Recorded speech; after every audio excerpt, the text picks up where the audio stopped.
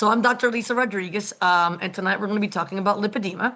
We're going to talk about it in a different way that maybe you haven't heard of it spoken about before. Again, before I kind of start sharing anything, I just want to make sure you understand that this does not constitute by any means medical advice. It does not replace a conversation with your own clinician. You can certainly bring the information that I'm giving to you here to your care team and discuss these options with them. So here we go. I'm not going to keep anybody waiting anymore. Let's get started. So if you have lipedema, you've almost certainly been told at some point by someone or maybe several someones, that this is your fault, that you just need to eat less, that you need to move more, and that the diet isn't working, then it's your fault and you're not trying hard enough and you're the one that hasn't been doing everything right, and that you need to try cleaning your dietary habits, training more, you need more discipline, and you've watched the rest of your body respond, and the areas that are full of edema, like your arms or your legs, simply just don't change. And what I want to tell all of you is that the idea behind that is what we're going to talk about tonight. It is not about willpower. It is not about your not doing things right, but this is a biological problem. It is not ordinary fat that's behaving badly. It is a distinct recognized disease of your adipose or connective tissue, and it follows its own rules. And here's a part that never gets talked about, or at least doesn't get talked about enough. And it's the reason that I am calling this webinar Lipedema and its Co-conspirators, is because lipedema almost never travels alone. It runs, with a crew. Right? And tonight we're going to talk about the three biggest members of that crew: your gut, your hormones, and your chronic inflammation. These three are not just side issues. They're not, well, while we're here, let's talk about this topic. They're really part of the engine that drives this condition, and they help start it. They help worsen it, and more importantly, they give us a place where we can actually intervene, where we can do something that is more than just eat less and move more, that is more than just wear compressions and do your MLD. Also, I do want to mention that there is a fourth very big player in the arena of lipedema, and that's mast cell activation syndrome.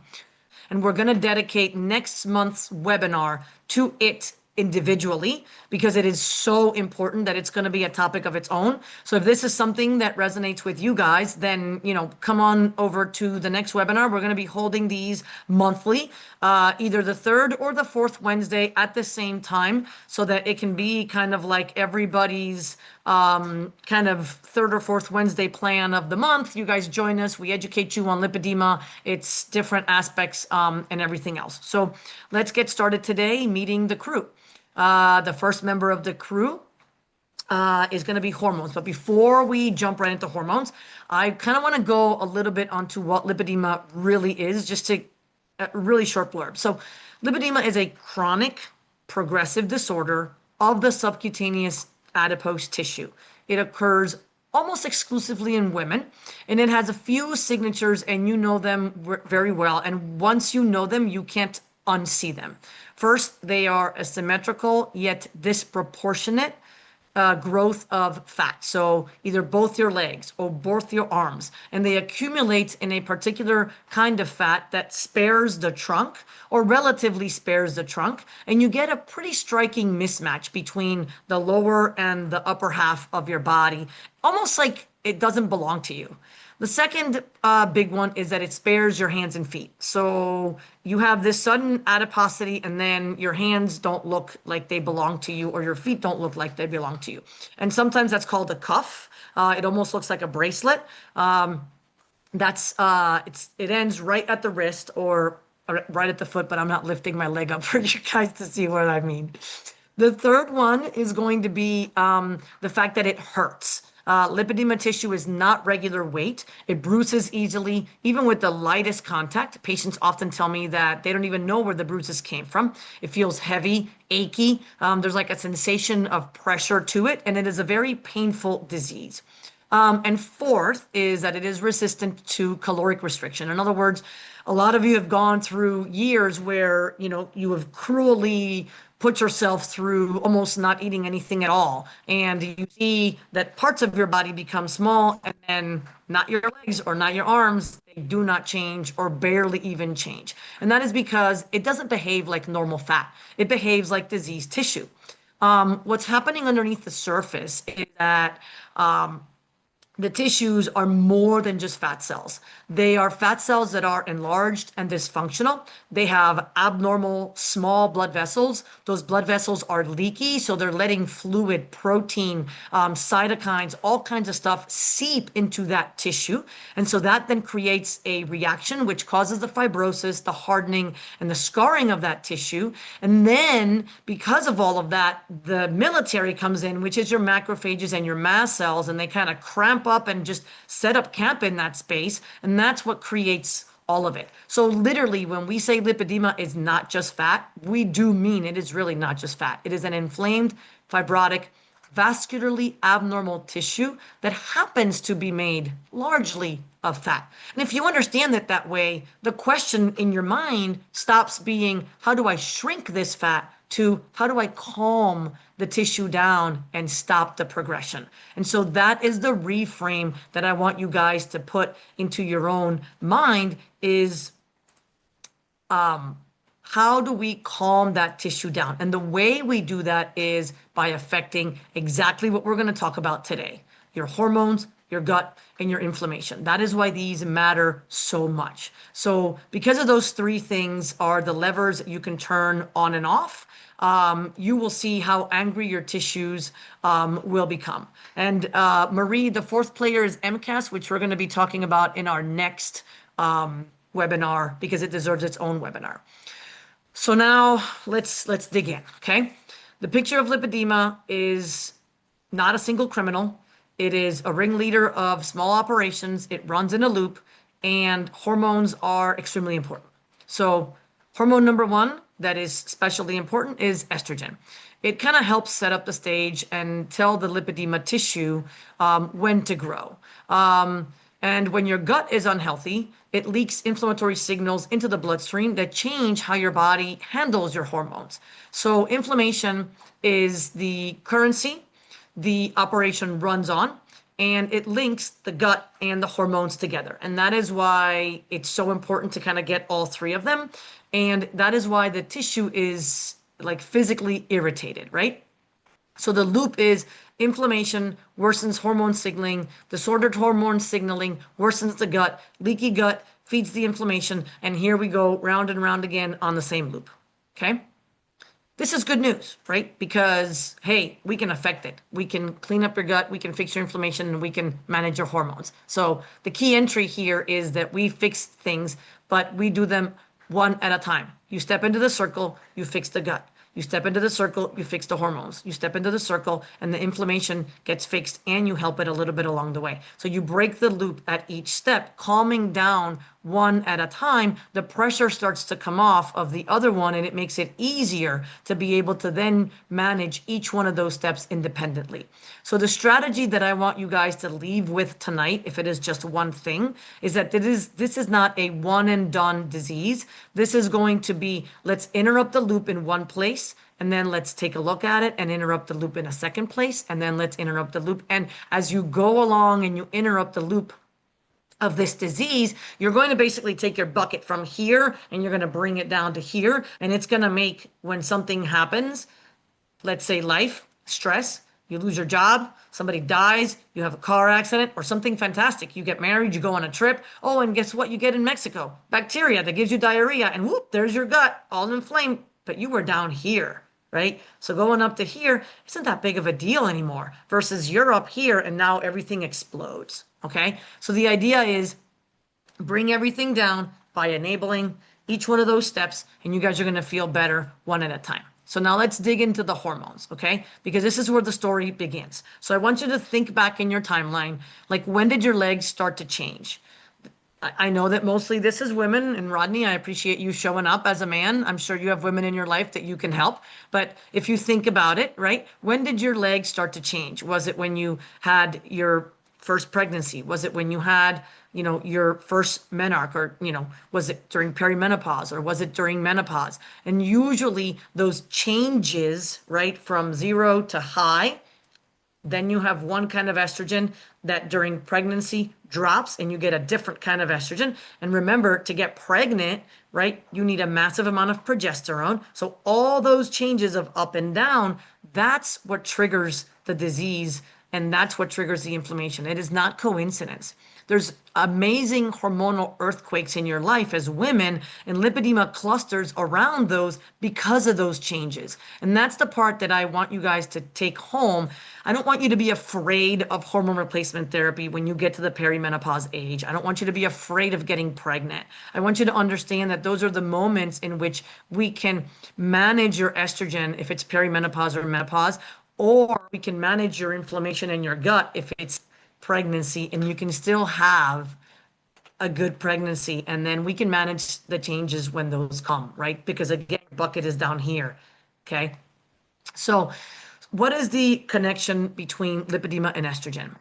Lipedema fat is estrogen sensitive. So when there is an abnormal receptor in your fat that is oversensitive to estrogen, the fat cells attached to it, they listen for it in a way that is overwhelming. It is what they mostly hear. So estrogen will influence how your fat cells grow, how they multiply. And by that, then it will definitely influence how your lipedema then grows and multiplies. So those signals are dysregulated within the lipedema fat. And as the hormones fluctuate, the tissues tend to get a louder noise, so they grow, and then a lower noise, so they don't stop growing, but then another noise, and so keep growing. So once they grow, they keep growing.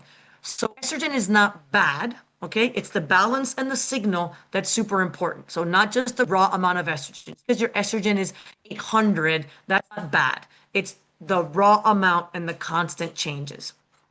So, sorry. I apologize. So perimenopause is a big flashpoint for many of you, as is menopause, right? A lot of women tell me it wasn't my first baby or my second baby, but my third baby where I couldn't just get that drop of body fat or change it. And that's because those years, those changes in perimenopause are actually chaotic. Most women, whether they have lipedema or not, during perimenopause, they have erratic progesterone that climbs up easily, goes down quickly.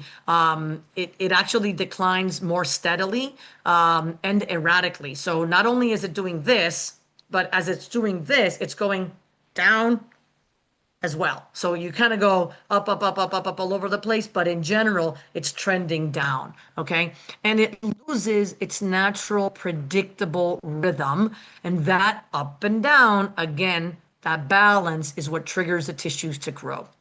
A lot of women feel like they fell off a cliff when they hit menopause or perimenopause. And this is why, because there's massive fluctuations that your body is not accustomed to being in that happy place of always being stable. So, estrogen does a lot of things in the body, not just in your fat. Estrogen affects the small blood vessels everywhere, okay? And if you have too much estrogen or too little estrogen, those blood vessels get altered in how they and how leaky they become, for lack of a better word, okay? And so estrogen also interacts with your immune cells, including your mast cells. And it is actually also tied to your gut, which is, also where we want to go next. So it's not working in isolation. It is simultaneously talking to your blood vessels, to your immune system, to your gut, and to your fat. And remember, we said that lipedema has small, leaky blood vessels that don't work, right? So if your estrogen is talking to those blood vessels and changing them as well, then it's also going to be affecting the lipedema in multiple ways. So because everything is connected, right? The gut is the next thing that we're going to talk about. But from a few practical things that I want you to keep in mind is that managing lipedema without ever looking at your hormones is not good. Okay, one, that would be like tying my hands behind my back and telling me to scratch my head, right? Like that's just, it's not going to happen. I just can't. So the perimenopause transition cannot be ignored. the need for hormone replacement therapy cannot be ignored, and the need for slow and controlled hormone replacement therapy for women with lipedema cannot be ignored.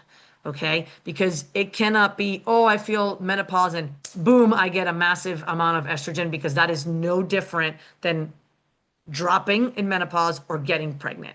So it needs to be a healthy hormone support that your body can process slowly. And we need to know how your body is processing that estrogen, because the metabolism of estrogen actually can happen through the gut. And we're going to talk about that in a second. But the bottom line is that if your gut is not properly balanced, you can have excess estrobolome, which then integrates on the back end by dropping your estrogen systemically because it consumes it. And the amount of hormones that you're getting is actually going to be insignificant. So there's multiple signals in the metabolism as well, because estrogen is basic for your thyroid and for your adrenals as well. They all kind of feed around each other. Thyroid hormone health is super important, and not TSH that your doctor just checks, and not just your free T4 and your T3, right? The entire function of your thyroid needs to be looked at when you're looking at your thyroid function, because the TSH is only a sign of disease. By the time you get there, it's too late. Most of us need, from one reason or another, thyroid support. Most of us don't consume enough iodine in our diet. Most of us do not have sufficient thyroid support to do the everyday stressors, right? Same thing goes for your adrenals. We hear this talk constantly about adrenal fatigue, right? It is not the same thing as adrenal insufficiency, but your body feels it like the same thing, because your adrenals have been working so hard for so long for chronic inflammation, chronic stress, and all the chronic toxins that we put into our body that our adrenals are supporting us through, that they burn out, right? It's like running your car on the lowest amount of gas or the lowest amount of oil in your engine, and then thinking that your car is going to last you 200,000 miles. Like, that's not going to happen, right? So when you run your adrenals hard, and unfortunately this day and age, for the most part, we do run our adrenals hard all the time, because that is the way life is now.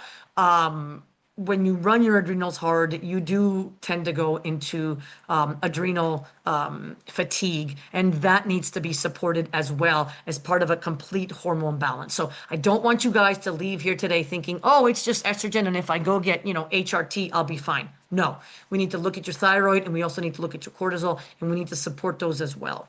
Okay. And when I talk about the gut, I want to make sure you guys understand that the gut doesn't travel alone. It's not just your gut bacteria, but everything that gets filtered from your gut into your body goes through your liver. Okay. A lot of women with lipedema have fatty liver disease or fatty liver infiltration. And that means your liver is also going to be running sluggish. Okay. So when your liver runs sluggish, then you don't get as much clearing of that same BHRT or the same thyroid medication or even the support that you're giving. So sometimes clearing your liver, going through a liver cleanse, going through a liver support process helps kind of open up the cycle as well. So within the gut and the hormones, I want you guys to keep that in mind. So returning back to the hormones, if the hormones are the story kind of where lipedema begins, right? The gut is where it all gets amplified, because you will start to notice the connection. And it's a community of bacteria that live in your gut that do all kinds of functions. And those functions also involve the management of estrogen. And one of those, like I said, is the estrobolome that I've mentioned before. They've given it a name. It basically comes from having too much of the wrong bacteria in your gut that then allows the estrobolome to be made, and then the estrobolome consumes your estrogen. Okay? So in plain language, your liver backs up. It packages up the estrogen.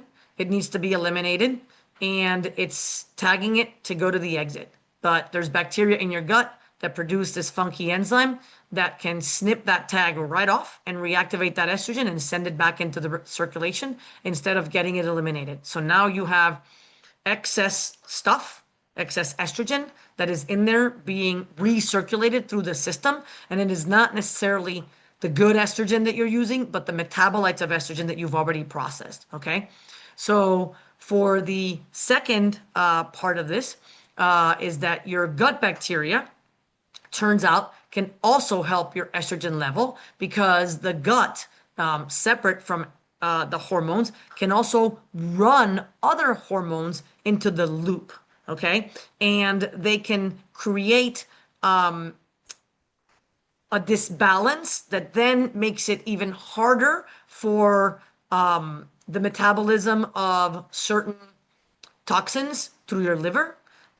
They can help, they can hurt the way that your liver kind of processes things. And so it can make it even harder for the estrogen to be cleared through the liver and moved out. So there's multiple ways in which the gut bacteria can affect the way your estrogen is managed in your gut. Okay.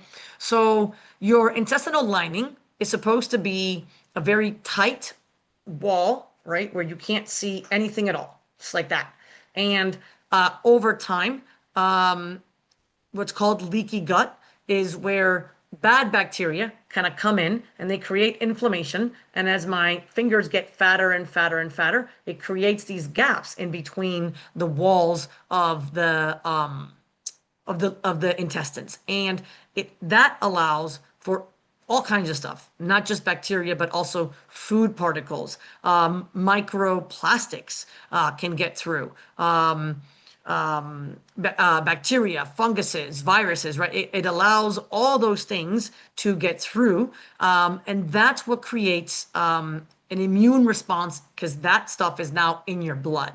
And we call that leaky gut, right? So it's basically, clinical perspective, it's called intestinal permeability. But in layman's terms, we just say it's leaky gut. And that's basically when the barrier loosens and fragments of bacteria, food, lipopolysaccharides, all kinds of stuff, microplastics, they slip through and they seep into your blood and they go where they don't belong. Your immune system then gets activated and reacts to them. Okay. And that's what we know as inflammation. So when you have this low grade sort of body-wide constant seepage, you create this kind of chronic inflammation. And this metabolic state is called endotoxemia. Okay. This is a constant simmering. This is like somebody just has the heat on the stove on just like simmer. Right? And that's what it's doing to your body, just constantly creating that chronic simmering. And no alarm goes off because there's nothing major going on, right? Until you literally run out of water in that pan and now the pan is cooking and it melts, right? And that's how your body is getting sort of eaten up by inflammation. It's this low kind of grade inflammation sitting there and just causing, right? So where does inflammation land?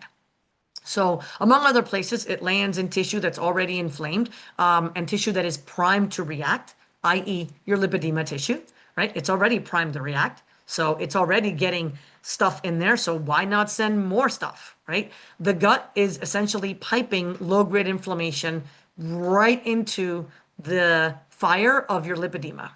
Okay, so the gut hits lipedema in two directions at once. It modulates the estrogen that drives the tissue, and then it also generates inflammation that irritates the tissue. So one organ, two problems.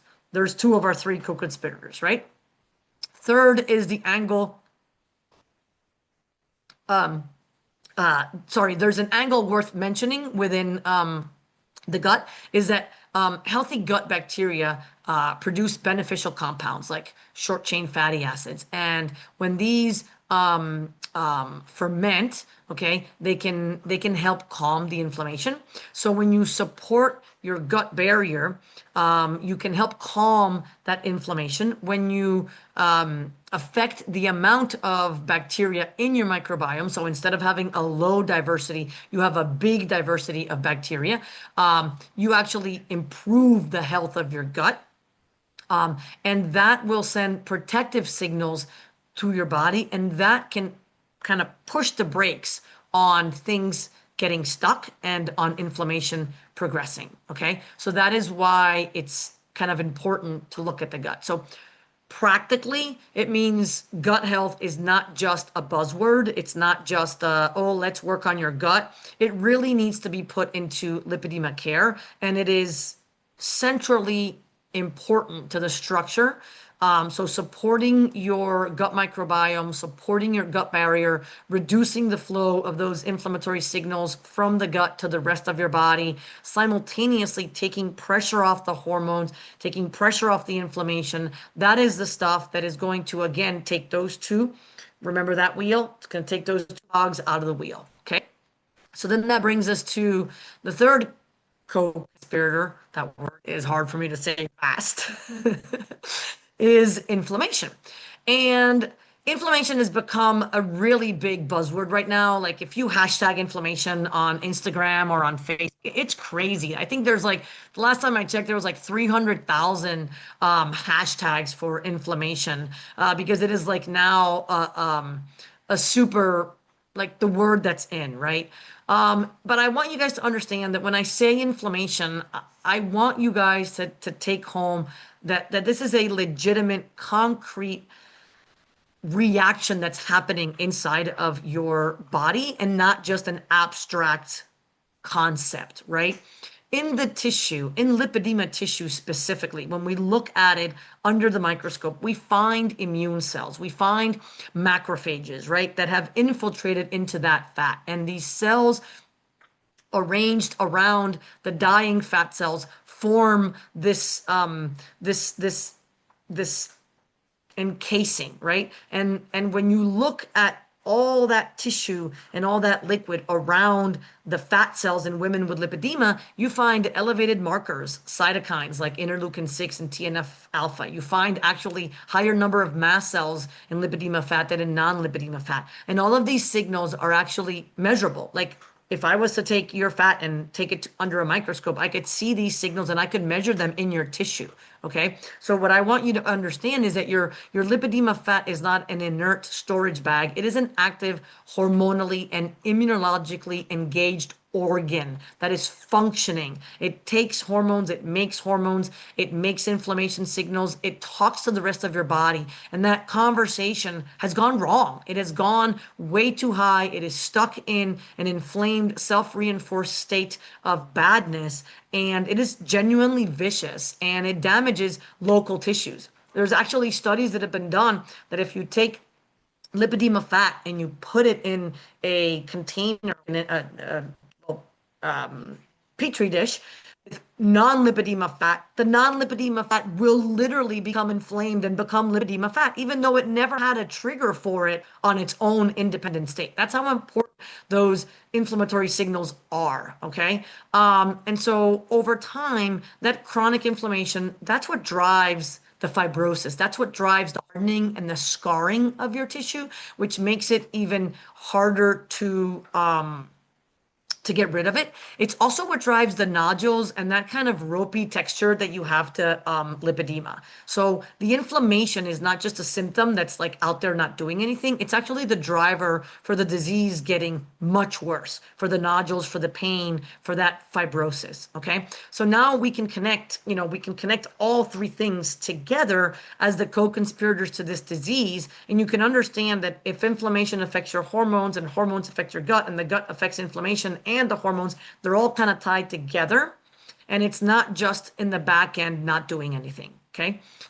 I also want you guys to understand that inflammation in general degrades your gut barrier. Okay. So not only does it work on the lipedema fat, but it also works on the gut barrier itself. So the barrier, remember, that was supposed to be like this, nice and tight, inflammation is going to make it even more dysbiotic, more separated, and then that's going to allow even more stuff to infiltrate through, even more inflammation. And again, we're just going in a vicious cycle. One affects the other, which affects the other, which affects the other, and you just keep creating this loop. Okay? So, oh yeah, Angela says, speak to how bad it is to add probiotics into this mix. Oh, Michelle asked a question. Thank you. Oh, sorry. So because we're talking about the gut, I will jump right in. I appreciate the questions, and Angela will interrupt me once in a while if you guys put up a question as I'm speaking about this stuff.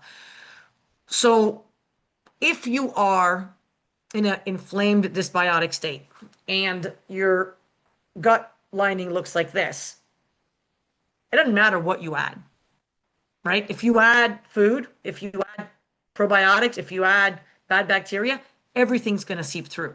So adding probiotics to a dysbiotic inflamed gut will not fix the gut.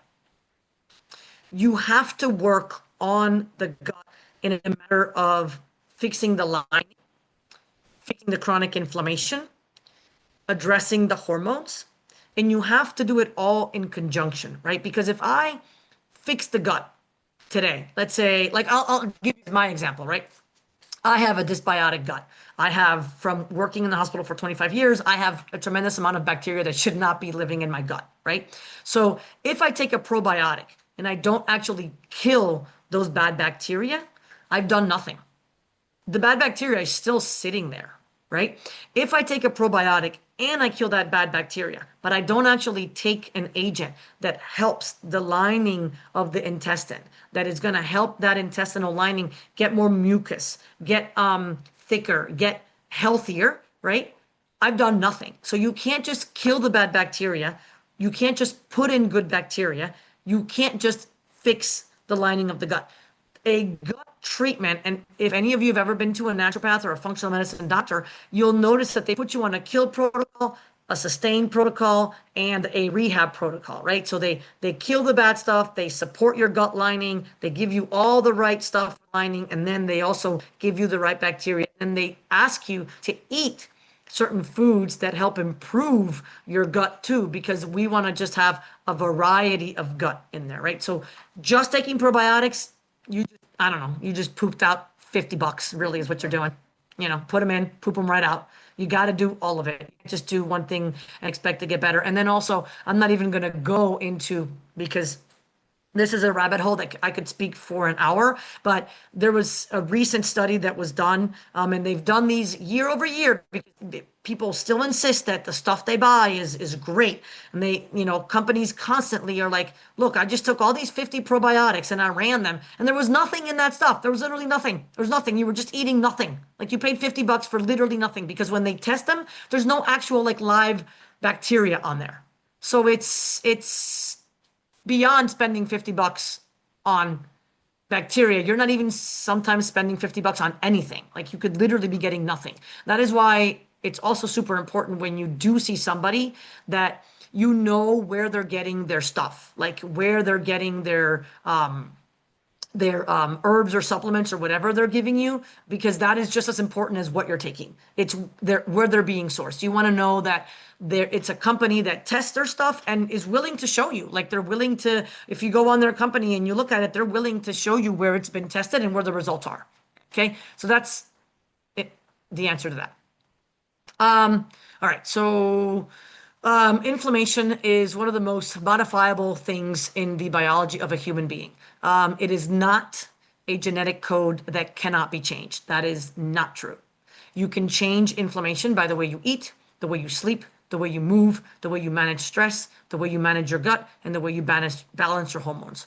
All of it dials the inflammation up or dials the inflammation down. Okay, you are not helpless in front of this circle, and you certainly do not have your hands tied. You just have to figure out with your providers how to affect the entire loop. Okay, so stop chasing the fat, start lowering the inflammation, start calming the tissues, interrupt the loop, give the body an environment which the disease stops accelerating, and allow your body a chance to actually work and get better. Okay, so one of the players I want to name before we I shut up and then let you guys ask questions is MCAS, right? And it is important to mention mast cell activation syndrome, mast cell activation disease, or MCAS, which is the way a lot of you know MCAS or MCAD, depending on how people are now rephrasing it. And I do want to mention it because that's the portion of the co-conspirators, but it is extremely important. And so we are going to talk about it, like I said, its own webinar next month. But they are cells that most people associate with allergies, right? They release histamine and a whole other cocktail of mediators. And they belong in tonight's conversation precisely because of that, because they release histamine and a whole other cocktail of mediators. But they're important to talk about independently in lipedema because studies have actually shown that lipedema fat has a higher amount of mast cells than non-lipedema fat. Okay.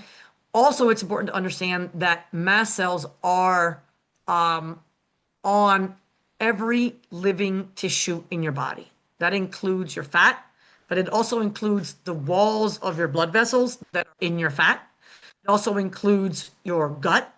Okay. And so when they are overactive and they are pouring out mediators left and right, they are driving higher inflammation. They are driving more vascular leakage. They are driving more pain, more flushing, more swelling, more reaction. So when you think everything sets me off picture, that is where your muscles come in.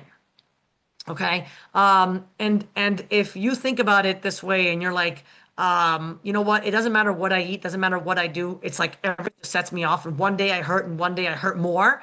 That is because there are things driving your mast cells to seep those cytokines and those interleukins and your histamine, all those mediators are being affected by your mast cells because your mast cells actually respond to trauma, stress. They are your fight or flight responders. They respond to viruses, bacteria.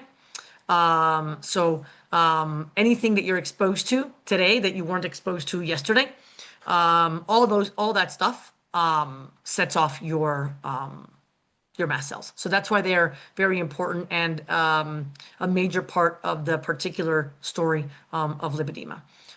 So where we sit right now, we are at the crossroads between inflammation and immune system. And immune system is triggered by estrogen. The gut is triggering the immune system triggers the gut, and the loop just keeps going around in circles. So calming every aspect of that loop is going to help you guys do better and feel better. There's also another webinar because I believe somebody asked us about it as well, which is the overlap between hypermobility, EDS, and your connective tissue. And that one will be another of our monthly topics that we are going to discuss. So if you're not registered, please keep an eye on our Facebook page, our Instagram, TikTok, I don't know, whatever other social media stuff is out there. Clearly, I'm not a social media person. YouTube, right, where we will put out our announcements for our upcoming webinars. But again, they're going to be probably the third or the fourth Wednesday about the same time, and we're going to do them monthly. So I will stop talking now and let you guys ask me questions. SL, is that Suzanne Levin? Suzanne wants to know how I got to my credentials. So I'm an MD, that's a medical doctor. I have been a medical doctor for 25 years. I trained in internal medicine and I worked in hospital medicine for probably 24 of those 25 years. I say that proudly. March 2026 was my last day in hospital medicine ever. I washed my hands of disease. I worked in a disease environment for 25 years. And how I got involved with lipedema was like all your other doctors. My wife came home one day and said to me, I have lipedema. And I looked at her and I was like, oh, fuck, babe, no, you don't. It's lymphedema, and you don't have that, right? With the same this same face. And she gave me a pamphlet, and I was like, what is this? So I looked it up, and then it was a website, and I was like, Google that, and I was like, oh my God, this is legitimate. And I went down that rabbit hole, and I came out 3 months later, and I was like, oh my God, this is what you have. We got to change everything. We got to do all this stuff, and we got to figure this out. And then she saw her naturopath that was recommended to her here, and her naturopath basically said, "I think you have MCAS, so mast cell activation syndrome." And I was like, "Really, doc? Because isn't that like the whole tryptase cancer thing?" And she was like, "Haha, let me teach you." And she took me into the what is called the consensus 2. So there's a group of doctors, like if you Google MCAS in the Mayo Clinic, those people are your allergists, immunologists. They believe in consensus 1 criteria, i.e., tryptase is elevated, mastocytosis, you have these tumors that grow randomly, and you're screwed. Like that is the MCAS that consensus 1 criteria believes in. That is your Mayo Clinic. Consensus 2 criteria is the physicians that believe that your MCAS are the reason why your body is in a fight or flight response. And it's the reason why women have endometriosis, PMOS, weird rashes, horrible PMDD, serotonin problems, lack of dopamine, these I'm sensitive to every antibiotic I ever took. No, you're not. Your mast cells are taking the antibiotics as a poison, and they think you're being poisoned, and they're attacking you and telling you not to take them, right? So when your mast cells are hyperactive, these doctors believe that hyperactivity does not necessarily mean an elevated tryptase and a tumor or a growth. And so when I started learning about consensus 2 criteria, I started to realize how much I was missing. And I will admit 100% that I got into the functional medicine world because of my wife's naturopath. She looked at disease from a functional health standpoint. And that really was the cascade for me to realize that in disease care, which is what I was practicing for 25 years, I wasn't helping anybody. I mean, I was keeping people alive, but I wasn't really curing anybody. Like, I don't think I ever cured anybody. Well, maybe I did now after like in the last 3 years that I knew what functional medicine was and like what MCAS was and what lipedema was and some of that stuff. Then I did speak to some of my patients about true health and diet and exercise and not just like here's a pill for your diabetes. So when I started diving into this stuff, I started to realize that I've been in disease world for basically 20 years. And over the last 5 years, I've been trying to get into the health world, into the functional world. And that is where the functional aspect of the way we treat this disease is coming. And I will be honest with you guys, like I can be as scientific as you guys want it to be, right? And I will be as woo-woo as you all want it to be. We are going to a past lives regression seminar that I will be happily attending next month. We just got back from an ozone therapy training where I learned all about ozone and all of the ways it affects your interleukins and your inflammatory markers, your cytokines. I experienced it. I got ozone therapy in my neck, ozone therapy in my shoulder. I got a major auto chemotherapy where they take out my own blood, shoot it up with ozone, and give it right back to me within a matter of 30 minutes. So I will be, I can be scientific. I can run you through your labs and gut and give you this pill and this antibiotic, and I can give you low dose ivermectin. I can prescribe whatever you need. But I also believe that trauma is held in the tissues. Energy workers do help you. I love my acupuncture. I get my acupuncture every week because it brings my sympathetic down to my parasympathetic and it calms me and my gut and my pains. So I think there's a world where we can meet Western and Eastern medicine very, very nicely. I do not believe that an oil is going to cure your cancer, but I do believe that If you do not add that oil and that trauma healing aspect to your science, you will not get better. They have to be hand in hand. And that's where I think that functional medicine comes in. I'm licensed in 47 states, so I'm able to help anybody that wants help anywhere except for New York, Massachusetts, Rhode Island, Pennsylvania, and West Virginia. Now, we did find a doctor that does all those states, practices functional medicine, is aware of what lipedema is, and can manage MCAS. So we do have a connection that is licensed in the states that I'm not licensed in. And yes, I understand that a lot of insurance companies do not believe in functional medicine. There is hope, okay? There is hope. Even though there's a lot of things that I agree and don't agree with the current administration, they are working towards adding functional medicine as an actual treatment covered under Medicare. And that means that once Medicare acknowledges a form of treatment, most other insurances fall in line. Okay, so there's hope. I'm not saying it's the end all be all.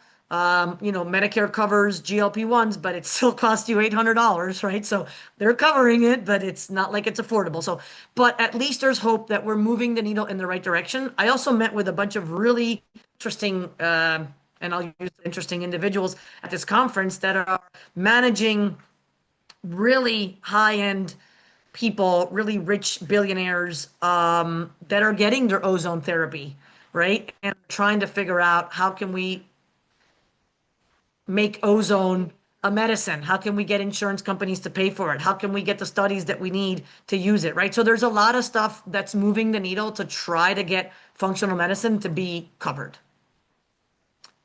I don't know when that's going to happen, but I'm hopeful. I'm very hopeful.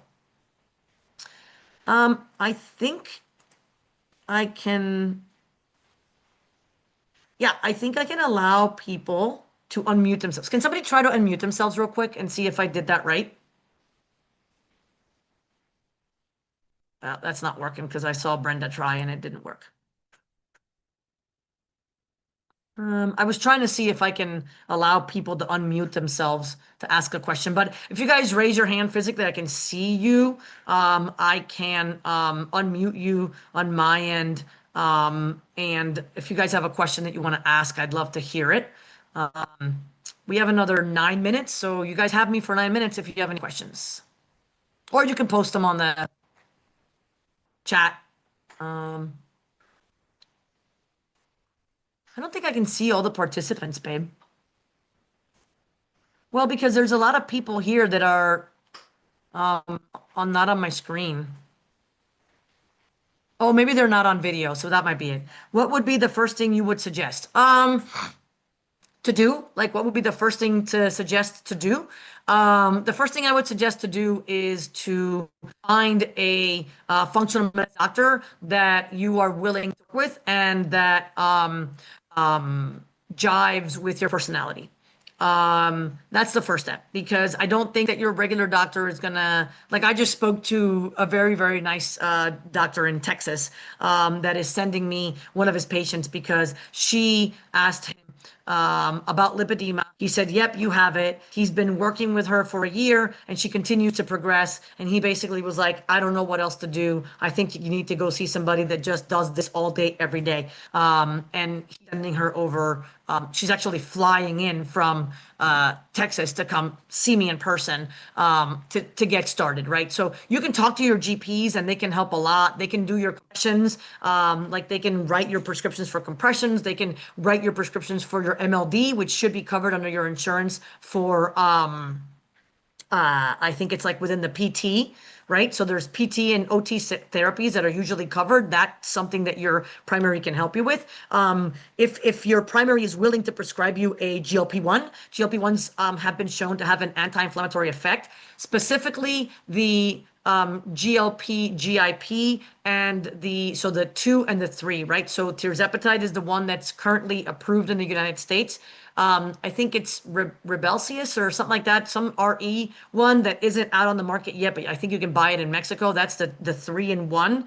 That one also has very, very good anti-inflammatory effects. And GLP-1s, GLP, GIPs, I'm not a big believer in semaglutide, but tirzepatide, what we have here, is really, really good. About 95% of women with lipedema and or MCAS or both together respond really, really well to tirzepatide low doses, usually either micro or like the 2.5 milligram dose, because it calms the inflammation, and it's because mast cells have GLP-1 and GIP receptors on them. So when you give them a GLP-1 GIP, it blocks that receptor, and then your mast cells calm down. So a lot of the reason why, how do you spell GLP? You mean like like the actual medical term? Is that what I'm being asked? Aaron, you mean like the medical term? Or how do I spell tirzepatide? Oh, okay. Got it. So how do I spell tirzepatide? So tirzepatide is Tirze, Patide. So tirzepatide is Zepbound or Mounjaro. So, and you can even get tirzepatide pure from Eli Lilly in a little bottle that you pull out for half the price of the Mounjaro self-inject or the Zepbound self-inject if your doctor sends your prescription to Eli Lilly direct, because Eli Lilly has its own pharmacy.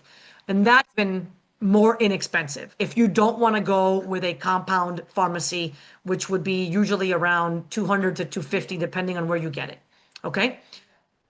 Yeah, and we do tirzepatide in our clinic. We do, I can either do, thank you, Morgan, retatrutide. That is correct. So we do tirzepatide in our clinic. We can compound it. We can order the Zepbound itself, Mounjaro, depending which one is the correct indication. Mounjaro is for diabetes, Zepbound is for obesity and sleep apnea. And we also do compounded medication through a pharmacy that does deliver to 40 of the 47 states. I think the hardest one I had was Hawaii, and I found a pharmacy that does compound for me in Hawaii. So we do have multiple options from that standpoint as well. Morgan, we will be having a webinar on that. Next webinar, so July will be MCAS. August will be EDS. Now, I will tell you that getting a diagnosis of EDS is not the end-all be-all that we all think it is. Getting a diagnosis is just another thing on your chart. It doesn't actually give you much more than PT coverage, which your primary care can prescribe you PT for, I mean, elbow pain, and you can get a PT covered through your insurance. So unfortunately, getting a diagnosis of EDS is not very helpful. Now, if you have, so the typical, I will go into this a little bit if I just have 3 more minutes. So the typical way that people describe EDS with lipedema is the hypermobility, the joints, the skin, right? The non-healing. That's the kind of EDS that we're very comfortable with in lipedema. There are many other forms of EDS. And if you have vascular EDS, I take everything back about the diagnosis part right there. Okay, so when I mean that just getting a stamp with a diagnosis of EDS is not very helpful, I only mean it when I'm referring to the hypermobile EDS with the skin and the stuff that happens to women with lipedema. Patients that have other forms of EDS like vascular EDS, those people definitely need a diagnosis because they are needing echocardiograms and cardiovascular workups that might not be covered otherwise, right? So like as a 50-year-old woman, your insurance might not cover an echo if there's nothing wrong with you. But if you have vascular EDS, they will most definitely cover an echo. If you have vascular EDS and you have an arrhythmia component, then they will also cover the cardiologist and the EP cardiologist to check you out. So I just want to be clear that when I say it's just a stamp diagnosis, I'm referring to the hypermobile EDS that most of us in the lipedema world deal with. There are many other forms of EDS that you do benefit from getting a diagnosis. the particular drug that it would be hugely helpful. So if you mean like tirzepatide drug, that would be hugely helpful. If you don't want to do a drug, there's a bunch of herbs that you can also like supplements that you can take that have been shown to decrease inflammation for MCAS, which also helps in lipedema. There's also data in lipedema that if you there's a study that they gave lipedema women that did not specifically have mast cell activation syndrome cromolyn, and those women had less pain and felt better from the use of cromolyn, which is a mast cell drug. We do not take insurance. Unfortunately, I'm licensed in 47 states, and taking insurance even in one state would be overwhelming, much less in 47 of them. Also, I do give you a super bill, and I do accept HSA cards. So from that standpoint, I can help as much as I can. You can submit what we do because everything we do from a functional medicine standpoint, whether that is coaching, nutrition, labs, or even seeing me, are all technically considered medical services. So you could put it towards, like, for example, your deductible. Let's say that, you're seeing me and they don't cover what I'm doing from a functional medicine standpoint, you can submit a super bill to your insurance and try to get them to put it towards your deductible. You're very welcome. I am going to get off. I see you guys in a month.